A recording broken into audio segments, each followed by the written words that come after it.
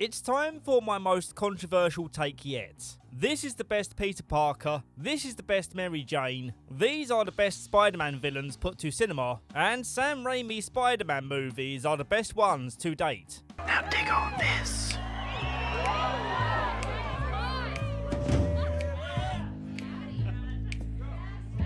Sam Raimi's first two Spider-Man movies are the best ones to date. But even the third one does have a lot of amazing moments to discuss. If you find my opening statement disagreeable, allow me to take you through the entire trilogy, and I feel strongly that I can swing your opinion my way. Who am I? I'm Spider-Man 1. Peter Parker's opening narration tells us about the girl he loves before we even see his face, appropriately demonstrating how he always places others before himself, especially when it comes to MJ. As a socially awkward, unpopular science geek, you can understand why. And also because early noughties Kirsten Dunst. Even the bus driver's picking up on his loser vibes. Hey! Stop the bus! MJ is the one to make the bus driver stop, but her kindness towards him is more out of neighbourly obligation, rather than having any particular feelings towards him. For now, anyway. While I absolutely love these movies, it's hard to ignore them as products of their time. So much of what we see here now is cliché, like the side characters. Geeky girl wears glasses, fat guy eats donuts like a gluttonous pig, and bullies high-five each other for milquetoast level roasts. Leave him alone. Or what? Or his father will fire your father. They arrive at their destination, and we meet Peter's best friend, Harry Osborn, and also his dad, Norman. Harry tells me you're quite the science whiz. You know, I'm something of a scientist myself. Don't undersell yourself, Norman. You're also the founder and CEO of a massive science company called Oscorp. The quote-unquote school kids are on a field trip to look at some funky spiders. Peter spits some straight-up interesting facts, and Harry encourages him to go share them with MJ. He gets all awkward again and says no. So Harry's all like, fine, I'll do it myself. Harry is also in love with MJ, so you can imagine how this situation's going to escalate. Keep watching to find out anyway, as it's more complex than you might imagine. Peter's in charge of photography for the school newspaper, and MJ reminds him on his journalistic responsibility. Don't make me look ugly. That's impossible. While Peter's distracted with his Spank Bank collection, the pre-nut Clarity Spider bites him on his hand. Parker, let's do it.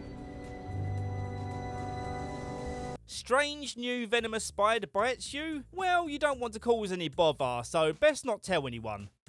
Meanwhile at Oscorp, the military are warning that they're going to pull funding if Norman and his team can't create a viable human performance enhancer. Norman is trying to boost confidence in the project, but this one scientist, Dr. Strom, isn't happy. We need to take the whole line back to formula. Back to formula.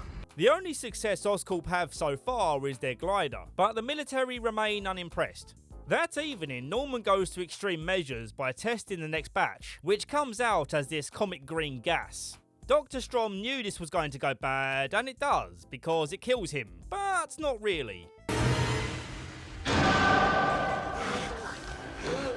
Back to formula. You gotta feel bad for Dr. Strom. He was just doing his job responsibly. Back home, we meet Peter's Aunt May and Uncle Ben. Aunt May is an awesome character in this trilogy, but I wish I could say the same for Uncle Ben. Aside from delivering the most iconic line in the franchise, with great power comes great responsibility. His dialogue is painfully on the nose. Just don't fall on your ass. I'm already on my ass, mate. When the plant's senior electrician is laid off after 35 years, what else would you call it? There's a million different ways of showing your audience that your character has just lost their job due to corporate decisions. But instead, Uncle Ben just straight up tells us. Corporation is downsizing the people and upsizing their profits. Are we now going to see him looking in the paper for a job? Well, let's look in the paper and see. There are the one ads. What do we got here? Oh, he just explains it to us. Good, I was totally confused what he was doing. Well, maybe we'll see how this job loss plays on his mind as the sole provider for the household. May, I'm 68 years old. I'm too old for computers, and besides, I have a family to provide for.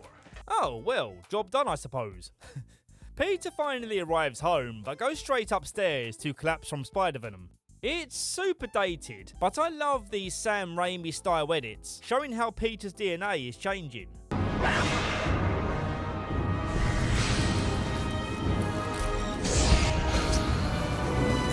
When he wakes up, he starts noticing changes. He's suddenly more cut and no longer needs glasses.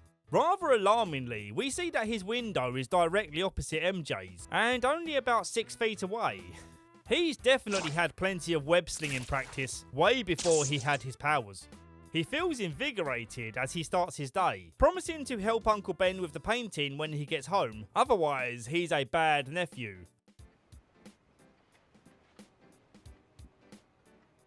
Oh no! On his way out, he spots MJ's deadbeat dad shouting at her, so he decides to stalk her on her way to school, trying to summon the courage to talk to her. He once again misses the bus, but weirdly his hand sticks to this poster. Then, in the cafeteria when MJ slips, he's able to catch this whole tray of food. Wow, great reflexes. Apparently this shot is real. Tobey Maguire took multiple takes to pull it off, with some help of some sticky tape to keep the apple in place. Wow. Great reflexes. The moment when MJ finally notices Peter, and even gives him a compliment, is a moment that I feel proves why Tobey Maguire is the best Peter Parker. Hey, you have blue eyes. I didn't notice without your glasses. His awkward non-reaction to this compliment is a perfect demonstration of how a nerdy guy who never gets compliments would react IRL. I do like Andrew Garfield and Tom Holland, but neither of them show Peter's awkward side this well. Peter's hands are now all sticky, and it causes a whole heap of problems when he accidentally throws his food tray at MJ's boyfriend Flash. He tries to flee the scene, but Flash is on his tail, and this is when his famous spider sense first kicks in.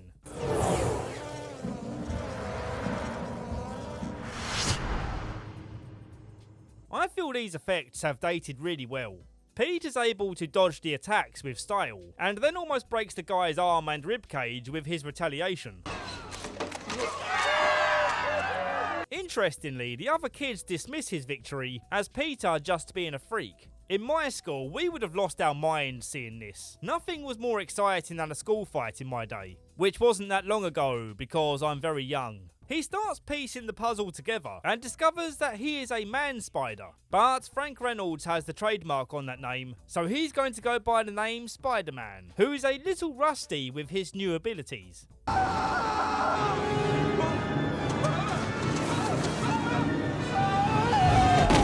That evening, he shares his first meaningful interaction with MJ, where he encourages her to chase her dream of being on Broadway, and she sees that this lifelong neighbour, who's always been the low-confidence outcast, is actually a diamond in the rough. You're taller than you look. I hunch. Don't. Isn't that a lovely message? Stand up tall, guys, for there's more to us than we believe. Seeing that she's impressed by cars, he decides that he needs one of his own, but oh dear, he can't afford it. And that's when he spots this ad for amateur wrestling. He turns up in his first attempt at a Spider-Man outfit, and it's a cool detail that this ringside announcer comes up with his name. What's your name, kid? The human spider. The human spider, that's it? That's the best you got? Yeah. Oh, that sucks.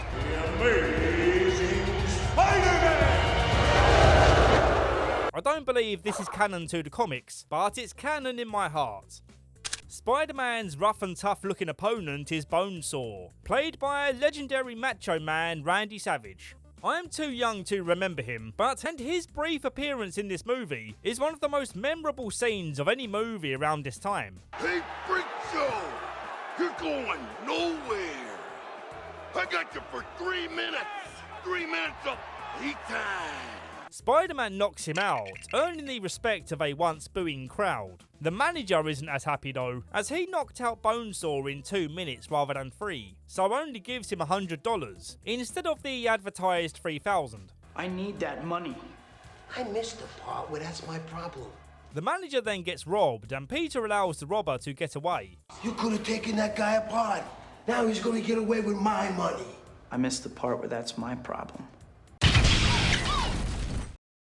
Outside, he sees Uncle Ben has been shot, so now he's all bummed out because he lost his ride home, and also because he loved his uncle dearly. He tracks down the gunman, and oh my god, it's the guy who robbed the manager, giving Peter his first taste of the lesson that Uncle Ben tried to teach him earlier.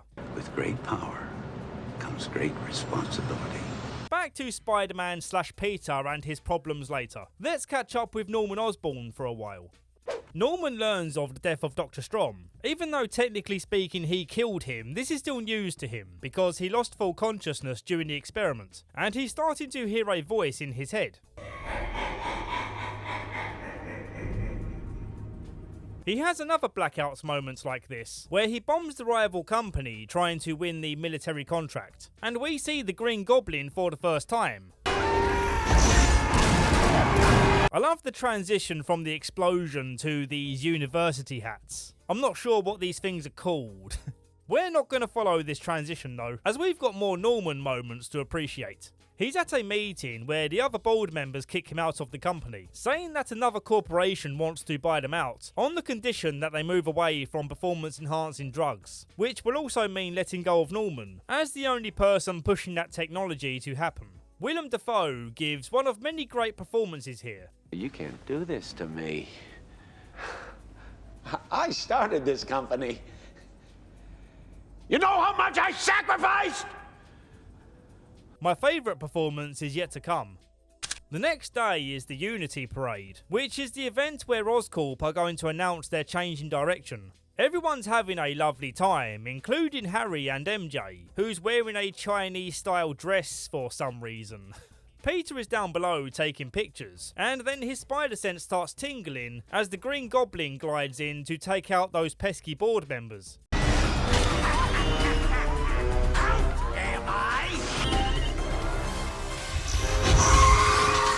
Yeah, that was kinda goofy looking.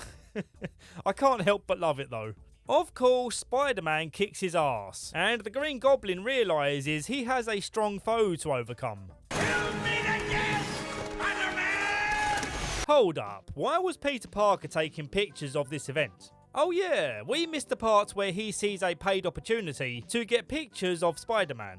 He takes the photos to the boss man of the Daily Bugle, J. Jonah Jameson, played by the incredible J.K. Simmons. You bring me some more shots of that newspaper-selling clown, maybe I'll take him off your hands. But I never said you have a job. Meat. I'll send you a nice box of Christmas meat. Best I can do. Get out of here. I'm just going to call this character JJ from now on, for simplicity's sakes. JJ has the best moments of comedy in this movie, and J.K. Simmons does such a good job of portraying this no-nonsense businessman who commands the room with this New York stockbroker-style charisma. A vigilante. A public menace. What's he doing on my front page? Mr. Jameson, your wife is on line 1. She needs to know if you... Mr. Jameson, there's a page 6 problem. We have a page 1 problem. Shut up. I urge you to watch this film if you haven't, as I can't show you all of the amazing clips here, making sure I keep within fair use guidelines. Like I said at the start, I'll do my best to convince you of this movie's quality, but yeah, please bear that in mind before angrily typing about how I skipped this scene or that moment that you really like. Back to Willem Dafoe's incredible acting. Here he is playing both Norman and the Green Goblin, as the Goblin part of his brain speaks about what they just did. What do you want? To say what you won't, to do what you can't, to remove those in your way. The board members.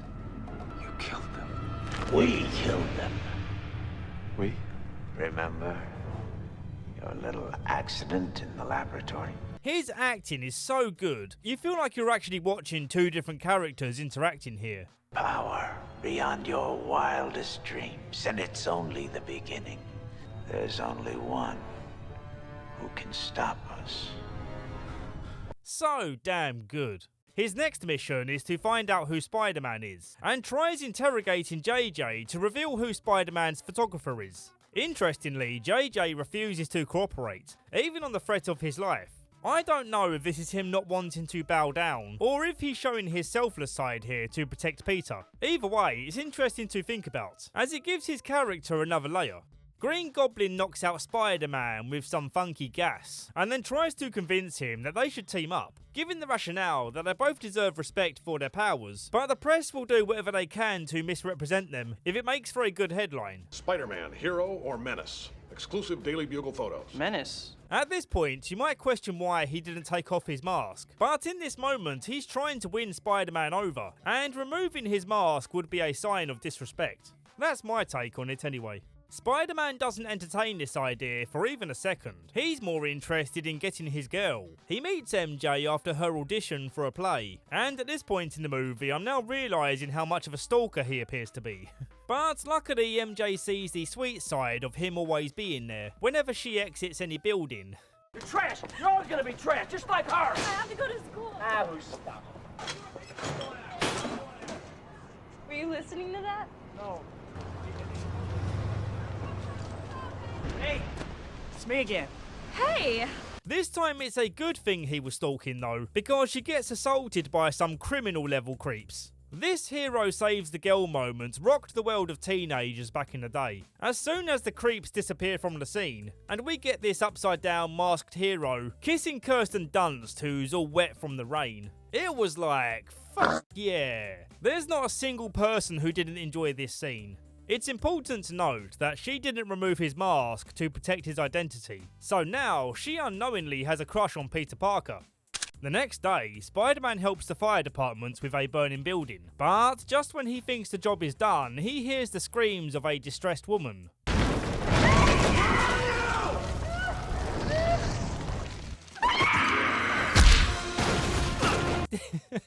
Did he install this sound chip just for this setup? I am pretty sure Spider-Man still would have helped if it was a distressed man screaming. An entertaining fight scene begins, and Spider-Man gets cut by one of the Goblin's Harry Potter snitch balls. But he escapes to fight another day. No one says no to me!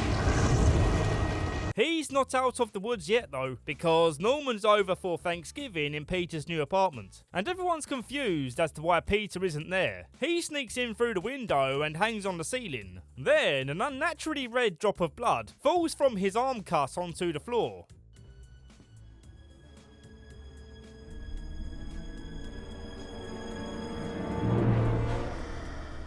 They all sit down to feast, but Aunt May notices Peter's cut, leaving a sinking realisation in the pit of Norman's stomach. He asks Peter to confirm how he got this cut. Bike messenger. Knocked me down. Even upon seeing Norman's reaction to this, and making a hasty excuse to leave, Peter somehow is not piecing the puzzle together. No, excuse me, I've got to be going. Why? Something has come to my attention. Something has come to my attention. How did you say that happened? Bike messenger. Knocked me down. Even when the Green Goblin attacks Aunt May and leaves her in the hospital, he realises that the Green Goblin knows who he is, but still he's not connecting the dots with Norman Osborn. Those eyes!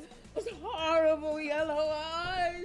Oh my, he was about the height of Norman Osborn and attacked me immediately after Thanksgiving dinner. Oh, who could it be? Was that a good Aunt May impression? Oh my, Peter! MJ comes to see how Aunt May's doing, and she's being a sneaky sausage pretending to be asleep while MJ and Peter connect. He reveals to her that he's Spider-Man's photographer, and passes her some compliments from Spider-Man. The great thing about MJ is when you look in her eyes, Those horrible yellow eyes! and she's looking back in yours, everything feels not quite normal. He gets very passionate with the compliments, and MJ looks at him almost knowingly. Harry walks in on them holding hands, and then he runs to Daddy to say, "You were right all along. She doesn't want me, she wants Peter." Peter calls to check on MJ when he suspects that the Goblin knows who he is. And yup, he sure does. Hello? Can Spider-Man come out to play? Peter rushes to the scene and Gobby gives him the ultimatum. Save the girl or save the children. We are who we choose to be. Now choose! At first, it appears he's choosing MJ, and wouldn't it have been so funny if he just let the kids die? Of course, he chooses to save both, but he's struggling to hold on while Gobby carries on the attack. I really like this scene as a showcase of his almost reckless desire to be a hero to everyone. Instead of easily saving one group of kids, he's now running the risk of losing everyone. There is a moment that kind of ruins this scene, however. The people of New York come to Spider-Man's aid and start chucking stuff at Gobby. While in principle this is awesome, because the New Yorkers were previously split on him on being a hero or being a dangerous vigilante. But now they see he's the good guy. The problem with this scene is the cheesy ass dialogue. Leave Spider-Man alone! You got a pick on a guy trying to save a bunch of kids? You mess with me, you mess with New York! You mess with one of us, you mess with all of us! If this is what New Yorkers are really like, I am never going there. I was supposed to go there for my honeymoon, but COVID had other plans. Although it looks like I may have dodged a bullet. Some kind of freaky Lou or something. Wackadoo. Spider-Man and Goblin end up fighting in some abandoned warehouse, and I love this moment where one of his bombs rips open Spider-Man's mask.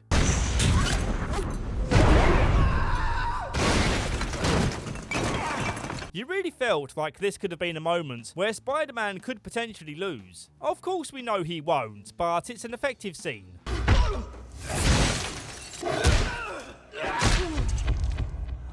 Norman takes off his mask to trick Spider-Man into thinking that the Green Goblin part of him is making the choices, which was true at the start, but at this point in his story, his brain is fully corrupted. Tell me how! The heart, Osborn. First, we attack his heart. He commands the glider to charge in, but Spider-Sense kicks in at the right time. Oh. A pretty great death scene in my opinion, and we see a glimpse of Norman coming back, begging him not to tell Harry what really happened here. Harry catches Spider-Man bringing back Daddy's lifeless body, and at the funeral he vows to make Spider-Man pay, and embraces Peter, saying that he's the only family he has now. To complicate things further, when MJ confesses her love for Peter, he turns her down, knowing that the people closest to him will always be in danger when villains rise up against him. I will always be your friend. Only your friend? That's all I have to give.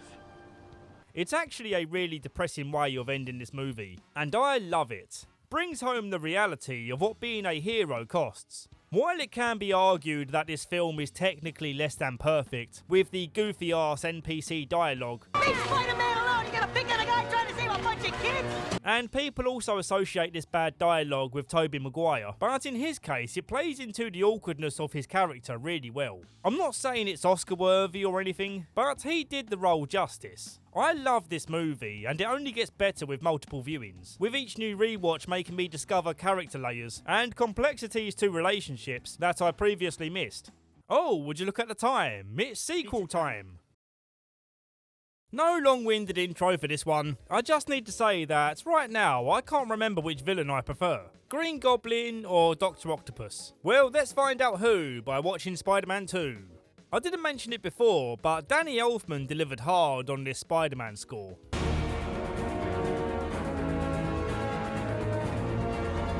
And I love the stylistic title cards that go along with it, showing us the story so far. Peter Parker is still living a double life. Unable to ethically earn money just being Spider-Man, he's now a pizza delivery guy. He's on the verge of being fired because his dual responsibilities are making his deliveries late. And even on his last warning, he stops to rescue some kids from an oncoming truck. This has since become a cliche moment, but I'm not sure if it was considered cliche back then. Oh well, point is, it's pizza time. But this Karen receptionist isn't willing to pay because he's late. So he gets fired, and also he's fired from the Daily Bugle because lately he's been taking substandard pictures. Mr. Jameson, please, isn't there any of these shots you can use? I really need the money. Miss Brandt? Yes. Get me a violin. 5 minutes to deadline, Jonah. But then, comically, JJ rehires him when he shows him a good Spider-Man picture. Elizabeth Taylor is also in this trilogy as JJ's assistant, and she seems to have a soft spot for Peter. Hey, chin up, okay? Yeah, she's pretty attractive and seems nice. So if MJ doesn't work out, yeah, you know, you have options. Back at Aunt May's, the folks hold a surprise birthday party for Peter. And all seems well, but Harry's still sore about losing Daddy, and questions why Peter would still be friends with Spider-Man. If we get off that subject, I want us to be friends, Harry. I want us to trust each other. Also, Aunt May is trying to hold it together without Uncle Ben around to pay the bills. It's quite sad, actually. She's too prideful to admit that she can't afford to give Peter money for his birthday. You need it more than I do. No, I can't take that. Yes, you can. You can take this money from me. For God's sake, it's not much. Now take it. And don't you dare leave it here. Oh, I'm sorry. MJ takes a moment to try and connect with him and get him to admit that he loves her. Knowing that he was going to reject her again, she's already got her second option lined up. I'm seeing somebody now. Like a boyfriend? Well, like I like him. Back home, Peter's Eastern European landlord is pressing him for rent. And I only mention that he's Eastern European because he and his family are really Eastern European. Sorry, he doesn't pay the rent. And don't try to sneak past me. I have ears like a cat, and eyes like a rodent. Going whole hog in feigning that life, he's also falling behind in his studies. But luckily, with Harry's influence, being the new CEO of Oscorp, he's able to get Peter some one-on-one time with a scientist who's working on some breakthrough technology, Dr. Otto Octavius. Rosie, our new friend thinks I'm gonna blow up the city. You can sleep soundly tonight. Otto's done his homework. Come to the demonstration tomorrow and you'll see for yourself.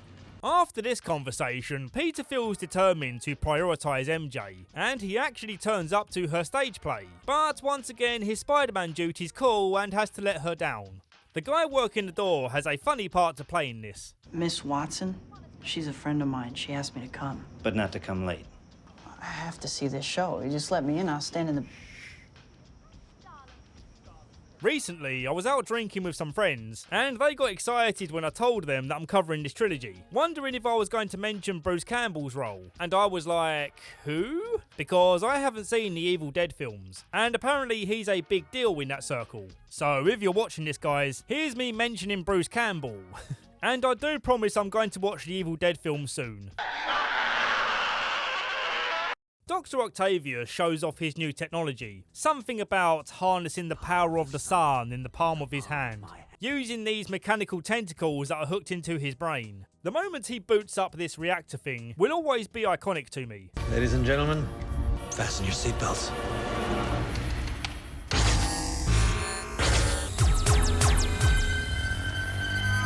Not only does it look and sound amazing, fans of the band Pendulum will also recognise this being used as a sample in their song Fasten Your Seatbelt.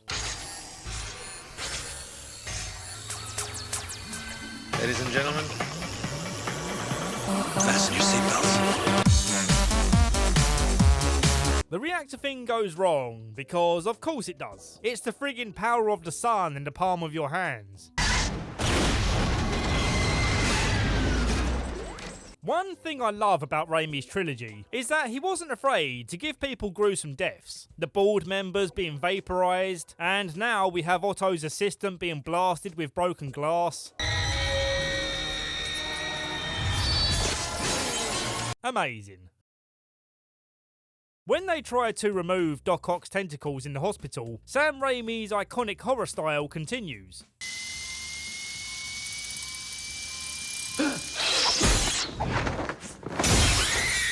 Such a well shot and directed scene.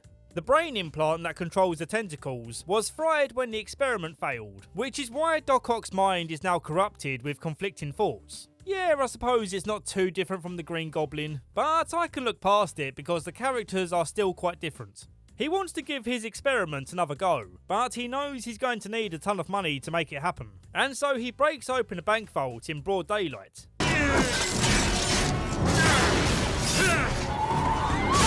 If he's confidently able to do this, why doesn't he just steal the equipment he needs? Well, anyway, Peter and Aunt May happen to be in the same bank at the same time, hilariously having to abandon Aunt May so he can suit up. Don't leave me! Oh, that boy of yours is a real hero. The following scene of them scaling this building is really entertaining to watch. Aunt May even plays her part in fighting back by smashing his goggles.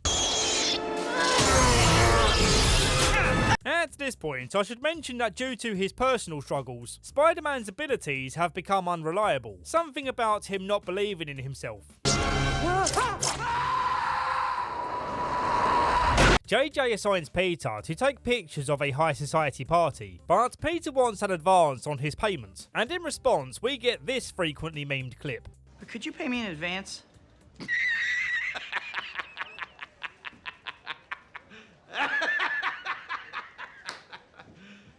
You serious?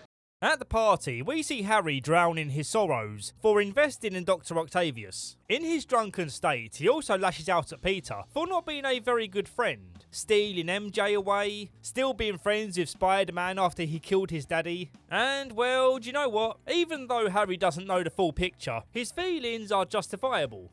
This party is to celebrate JJ's son, who's an astronaut, and apparently a future villain for Spider-Man called Colonel Jupiter, who then transforms into Man-Wolf.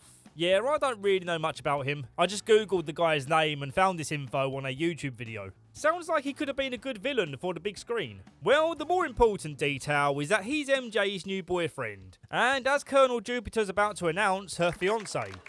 Peter gets desperate to hold on to MJ and starts reading her poetry, even though she's clearly stated that she's done with him. Day by day, he sighed with passion. Day by Don't day. start. Don't be this down bad, bro. It's just sad. He swings away all mopey and his powers once again give out, hitting the ground like a sack of crap. For some bizarre reason, he goes to a doctor to be examined, which isn't that a massive risk? Surely this doctor's going to see that you're no ordinary human. Peter explains that the reason he's here is because he's been having dreams of being Spider-Man who's failing. The doctor suggests that this could be a telling sign for him to stop trying to be Spider-Man and just be Peter Parker. It's bittersweet seeing that he still dreams of Uncle Ben giving him wisdom, once again reminding him that with great power comes great bibbly blibbly blue. In his dream, he says, "No, Uncle Ben, I'm just going to be Peter Parker." I feel this is his way of dealing with the guilt of what happened to Uncle Ben, telling himself that if he stayed on the path of being a regular guy, none of this would have happened. So yep, he's throwing in the towel. It's a nice change of pace, seeing him strolling along, feeling happy, and being a clumsy dork again.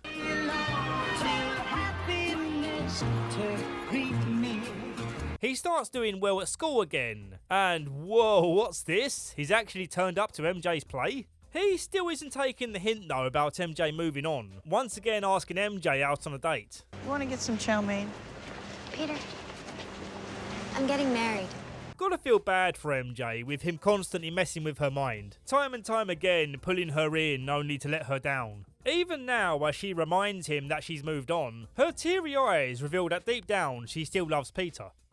A random scruffy guy finds Spider-Man's outfit in the trash and wants money for it. Give you $50. I could get more than that on eBay. All right, 100. Miss Brandt, give this man his money and throw in a bar of soap. Yeah, I'm pretty sure that's still not enough, JJ. This is the actual Spider-Man outfit. He could definitely get more than $100 on eBay. And so, news of Spider-Man's early retirement spreads across New York, meaning criminals can breathe easy and go about their business. Help!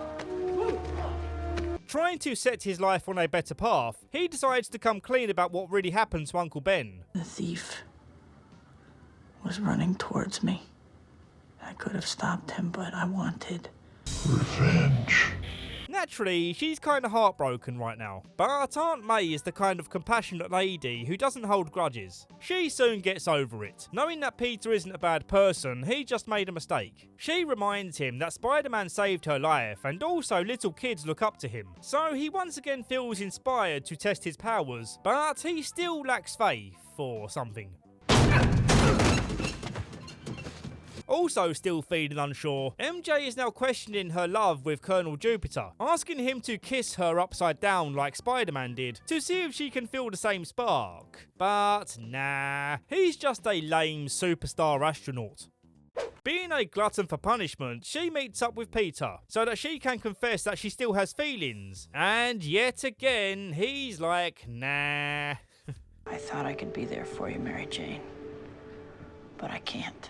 What a hilarious and cruel mind f***. If I was MJ right now, I'd pull out my Glock and start popping off rounds at him. And even still, she's like, I want you to kiss me. Oh god, I feel like I'm the one being mind f***ed now. As he goes to plant a kiss, his spider sense senses the car flying through the window.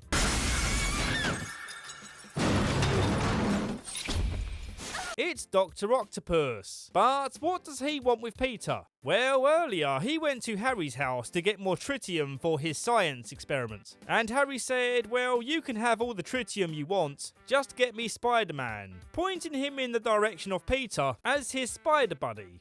Okay, so back to Doc Ock. He takes MJ away and says bring Spider-Man to a specific place, otherwise MJ is gonna go bye-bye.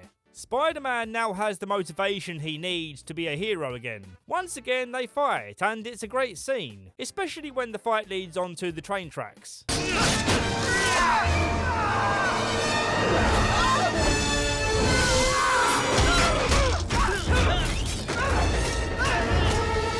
The choreography and camera movement makes this such an enjoyable experience. I'd feel confident in saying that this is the best Spider-Man fight in his cinematic history. I love the moments when he sets up the spiderwebs to catch the people that Doc Ock is chucking off the train. To occupy Spider-Man a while longer, he rips out the train driver's controls. You have a train to catch. Look at this awesome zoom shot, showing how he anticipates the train crashing with his spider sense.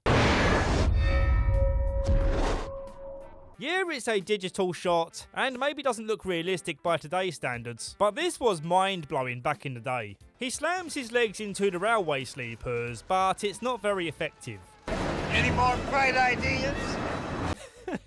Jesus, what an a-hole. He's trying his best. His other bright idea of attaching webs to nearby buildings almost fails, but he digs deep and saves everyone's life.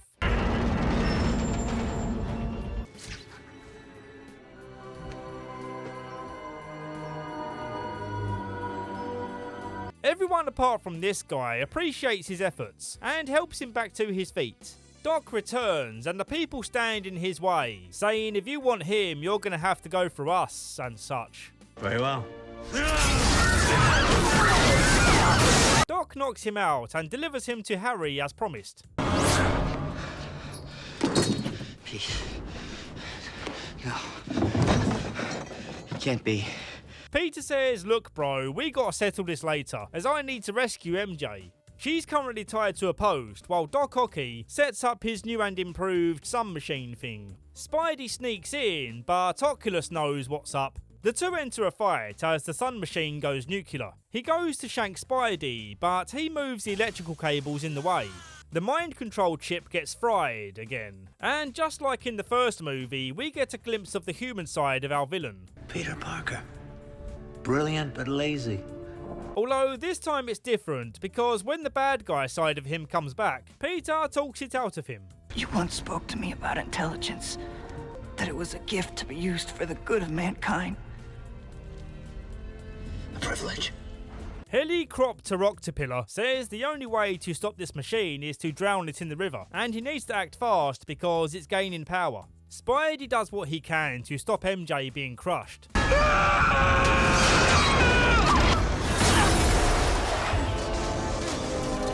And here we see MJ finally realising that he's Spider-Man. It feels good for them to finally have the conversation where he fully explains why they can't be together. And she seems to accept this. But on her wedding day, she has a feeling in the pit of her stomach. And so she abandons her fiancé at the altar to run home to Peter, proclaiming that it doesn't matter what danger comes her way, she needs to be with Peter Parker to be happy.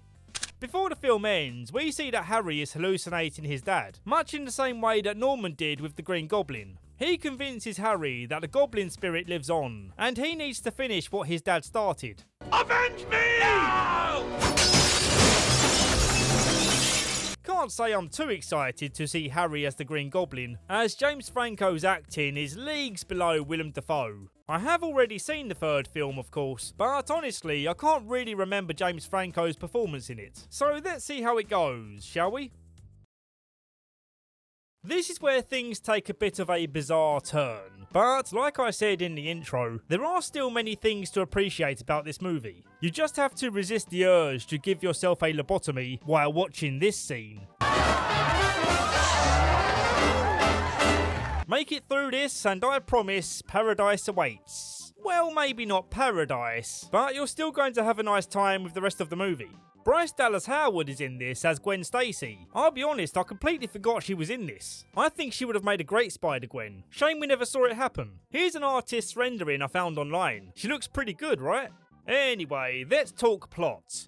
Peter Parker is living his best life. The people of NY love Spider-Man, he's doing well at school, and he's got the girl of his dreams, who's now a Broadway star. So they tell me, I can't recall who said it, I know I never read it. I was so sure this wasn't Kirsten Dunst singing, because you can tell it was pre-recorded with her lip-syncing. But it turns out I was dead wrong. This is her, and she's a pretty great singer. With great singing comes great responsibility, and she uses her power by covering Turning Japanese by the Vapors. Turning Japanese, I think I'm turning Japanese, I really think so.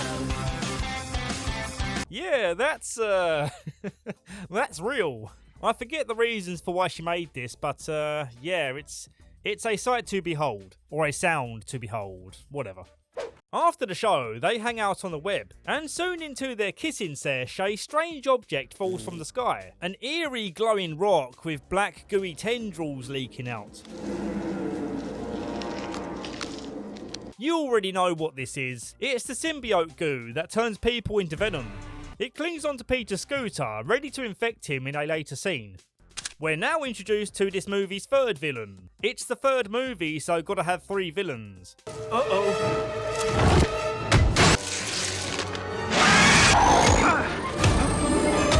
Yeah, it's gonna be wild with all this stuff jam-packed into the movie. But yeah, for now we're focusing on this guy, Flint Marko, who very soon is going to become Sandman.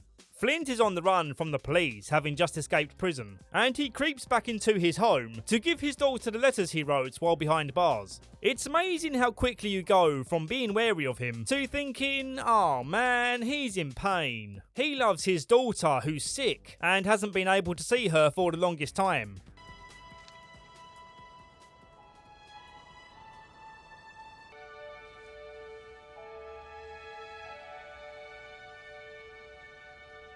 His wife catches him eating bread and says, "Get out of here, you criminal scum." He says, "Okay, BRB, I'm just gonna go steal a bunch of money so I can pay for our daughter's treatment." Back to Flint Marko later, let's talk about the new Goblin. James Franco has decided to go full Goblin, as we can see with the iconic green gas. Let's hope his acting does the character justice. He intercepts Peter doing spider stuff, and the two have a mid-air scrap.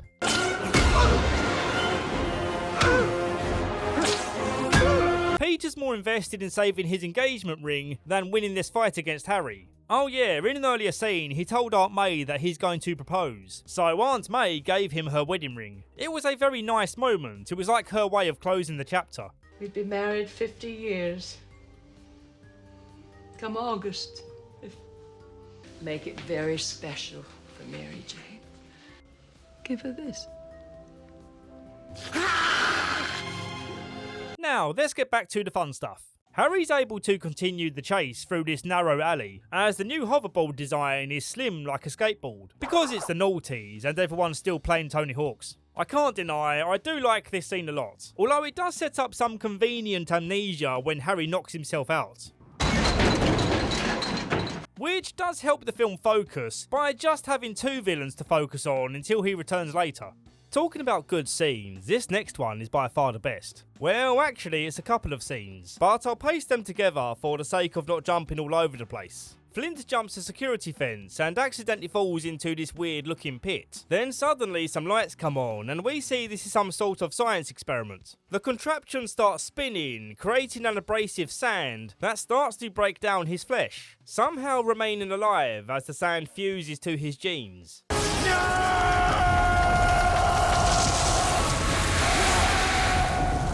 When the machine finishes, all that's left is sand, and the sand is now a man. A man-sand, if you will.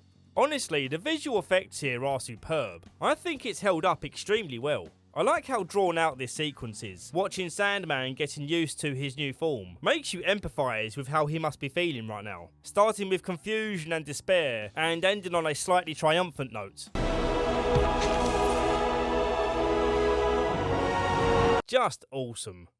Back to Peter, he's trying to console MJ, who's whinging about receiving a bad review for her play, with Peter comparing her critics to his critics, and she's annoyed that he's relating it back to himself, rather than simply listening to her complain. This is something you're gonna have to get used to. Believe me, I know. Spider-Man gets attacked all the time. This isn't about you. This is about me. He has to excuse himself from her nagging, as the police radio reports a crime, calling for him to help. Maybe I should get myself a police radio. Ha, I'm a boomer comic, wife bad. The emergency is a crane guy losing control of his load, and it creates havoc in the city, smashing into the same building where Gwen Stacy's modelling for a printer?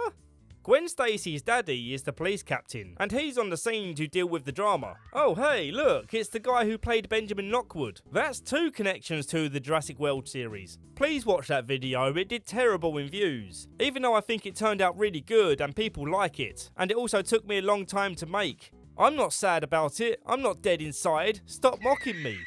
We have another fresh face on the scene. Eddie Brock's the name, and he's the guy who's going to become Venom later on. He introduces himself as a photographer, and the one who's currently ploughing James Cromwell's daughter. Spider-Man rescuing Gwen is decent. The quality of the visuals here is strong.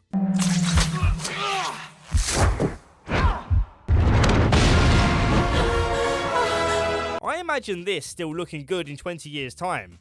Safely on the ground, Eddie introduces himself, saying he's the new guy at the Bugle taking pictures of Spider-Man, confusing Peter as to why they would hire a second guy. JJ settles this double booking by saying whoever gets me a picture of Spider-Man doing something wrong gets to be the one who keeps their job.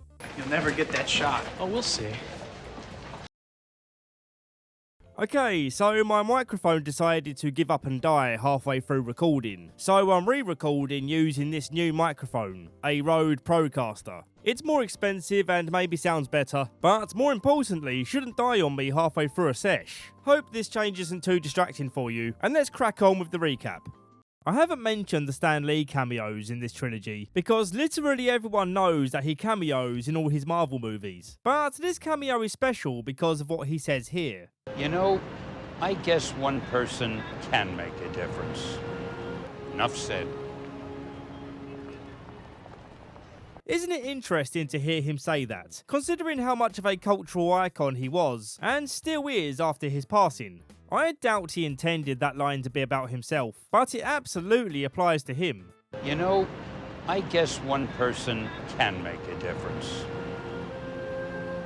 Harry's back home and trying to recollect his memories, with his amnesia seeming really inconsistent. It's supposed to be just short-term memory loss, but for some reason can't remember his dad or why he has money. That's not exactly short-term stuff, is it? The inconsistency is that he does remember his butler's name. Thank God you're all right. Thanks, Bernard. And Peter's old basketball and how well they used to play. It's your old ball. Yeah. Thanks, buddy. Hey, we were pretty good in the backyard, weren't we?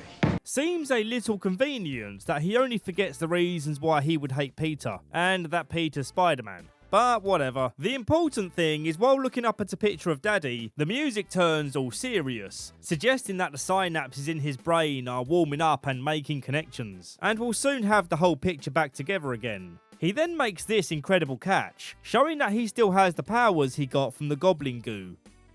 It's celebration day for Spider-Man, and Peter is as happy as a spider pig in muck, because it's basically the city kissing his arse. MJ picks up on this, but doesn't want to spoil his fun, so doesn't reveal the news that she got fired from her play. Gwen Stacy welcomes Spidey to the stage, and the crowd starts egging her on to give him a kiss. And even though he knows full well MJ is watching, he encourages Gwen to do it.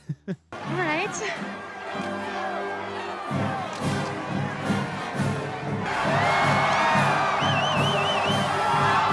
What the actual hell is wrong with you? This is so completely out of character for him right now. Yeah, sure, his ego is through the roof, but he still loves and cares about MJ, right? Now hear me out. This scene would have made much more sense if it happened after he got infected by the symbiote. The point in the movie where his cockiness goes sky high. But to have this happen pre-symbiote, it's just really bizarre.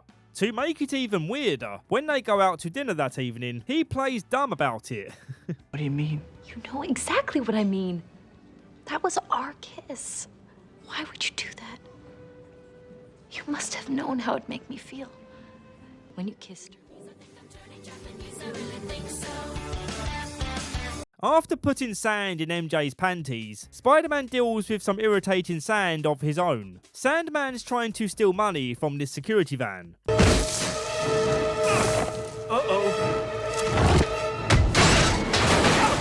Again, we get a very entertaining fight scene, and it's one of those villain fights where you struggle to imagine how Spider-Man could possibly defeat him, as it seems that Sandman is basically invincible. Where do all these guys come from? Peter and Aunt May get called into the police station because they've got new information on Uncle Ben's killer. It wasn't the bleach-haired guy from the wrestling, it was his getaway driver, Flint. And we get this black and white flashback to show what happened. No, wait, son, you don't want to do this. That evening, MJ swings by to make sure he's not on a murderous rampage for revenge. But he says he's feeling chill, so she goes back home.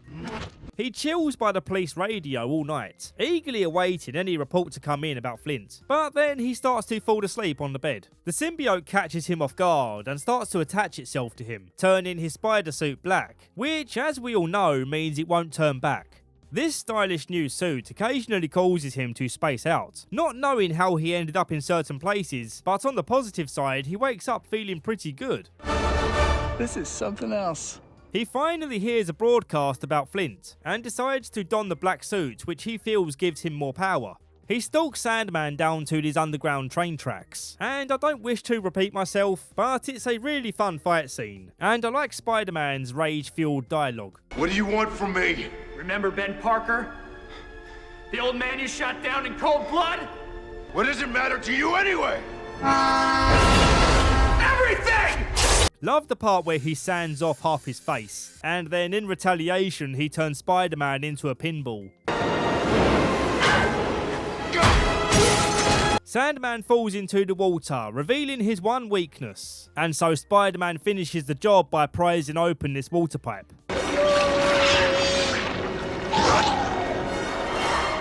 Good riddance. Well, let's not jump to conclusions here. Peter's feeling the darkness of his suit and turns his fringe into an emo fringe, giving him the raw XD power he needs to backchat the old man asking him for rent. Give me rent. You'll get your rent when you fix this damn door! Of course, we're going to see this power go to cringe level later on, but right now something important is about to go down. MJ spends the evening with Harry, wanting to hang out just as friends to cook an omelette and talk about a bunch of whatever. But as you might expect, they get a little too close and give each other mouth to mouth, something which MJ immediately regrets. But Harry doesn't, as he remembers, oh yeah, she's hot, and also I love her. He also starts remembering what happened to his dad. He goes goblin mode again and threatens MJ that if she doesn't break up with Peter, he will kill him. But the thing is, she knows that Peter is Spider-Man, who's already beaten Gobby once before, so this threat comes with minimal chances of success, right? Well, anyway, she plays along with it to save any potential harm being done to Peter. It's over. No. Please. Please don't say that. Harry arranges to meet with Peter to say that he's the other guy in MJ's life. We did a mouth kiss last night, so, you know, back off. Harry's cockiness seeing Peter walk off heartbroken is hilarious. I didn't realise this is the source of James Franco's smirking meme. It's been a very long time since I've seen this movie. Harry's not really had a win this whole trilogy, so even though he's the bad guy right now, you do feel good for him. How's the pie? So good. Peter confronts him at home, demanding to know the real reason why MJ broke up with him. And we get another fight scene, but this time it comes across kind of goofy, with the music choice making it really hard for me to take it seriously.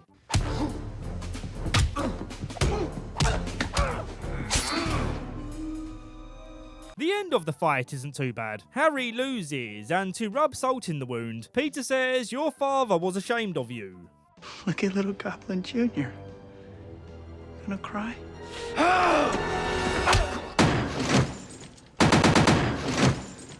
Harry tries to throw a bomb at him, but he whips it back. So he's dead, right?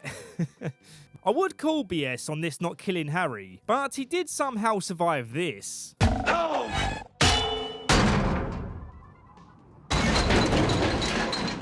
So it's plausible that he didn't die from the explosion. Continuing his rampage, Peter calls out Eddie's photos as fake. When are you gonna give a guy a break? You want forgiveness? Get religion. What's going on here? Eddie begs him not to tell JJ, but he's way too cool to be down with people who break rules, so he tattles on him. Pack your things. Get out of my building. I was just You're fired!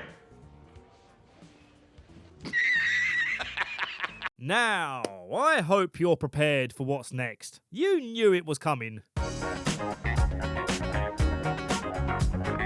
He starts chatting up Elizabeth Banks, and also the weird but kind-hearted girl from next door. And we go back to the dancing. Oh, you think we're done? Sit your ass back down, because this funk is about to open up your sinuses. He takes Gwen Stacy to the jazz club where MJ works, just to rub it in her face that he supposedly moved on, interrupting MJ's performance to make the night all about his smooth moves. Now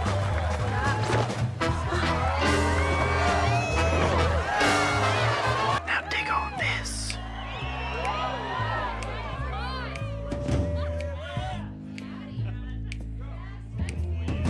If comedy heaven exists, it's a place where I've got my eyes prized open with no option but to watch this on continuous loop.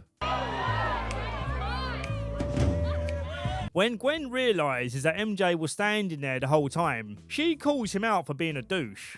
Luckily, the scene turns more serious when the bouncers try to kick him out, and in the struggle, he accidentally hits MJ.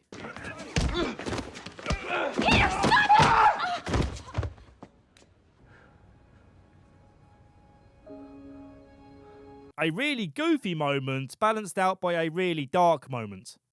Peter struggles to remove the symbiote from his skin, which is strange because he was able to remove his suit perfectly fine before. Maybe the symbiote is aware that Peter wants to get rid of it. This commotion grabs Eddie Brock's attention, who is down below praying to Jesus that Peter Parker would die. Is that the kind of prayer Jesus typically answers? Not cure world hunger or find a cure for cancer. No, Jesus, please, if you're listening, help me to kill this work colleague I don't like. Spider-Man successfully rips off the symbiote, and it oozes down onto Eddie, this time fully taking over the host's body. And here we have our Venom. Venom tracks down Sandman and they form a plan to take out Spider-Man. Their plan starts with kidnapping MJ, because that's always the plan. And when Spider-Man hears the news, he pleads with Harry to help him. You don't deserve my help. Harry. She needs us. Harry's retconned butler finally reveals the news that he saw the wounds on his dad's body and concluded that they came from the glider and not from something Spider-Man did. Spidey's already on the scene, and someone once pointed out to me that this fireman picks up the same kid in every shot facing the crowd.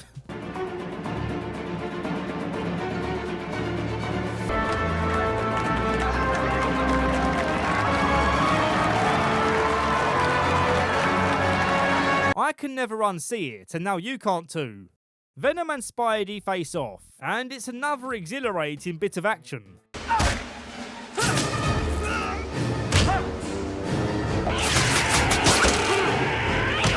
And then Sandman joins the fight, giving us another moment of what the hell is Spider-Man gonna do here?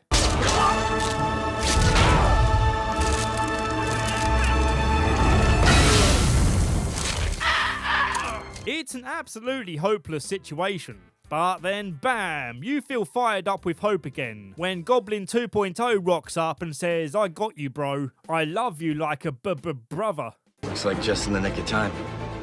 A couple minutes ago wouldn't have been so bad either. What are you gonna do? The glider's flamethrower turns the sand into glass, which is a pretty cool way of taking him down. Can't transform if your molecules are stuck in place. Venom goes to kill Spidey using the glider's blades, but Harry jumps in the way. Harry! A very poetic sacrifice. Spidey realises that the symbiote recoils in the presence of loud reverberation, so he sets up a load of steel pipes around it to make it shit itself.